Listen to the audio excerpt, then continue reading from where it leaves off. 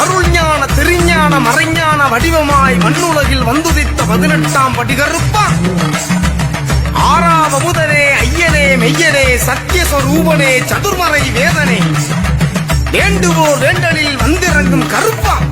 நீதி, நேர்மை, நியாயம் இது அத்தனையின் வெளிப்பாடும் 18ஆம் படியான் தான்.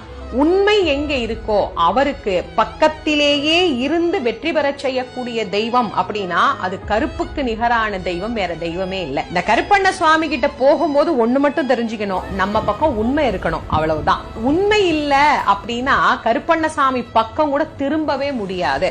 அவ்வளவு வலிமையான தெய்வம் கருப்பண்ண சுவாமி.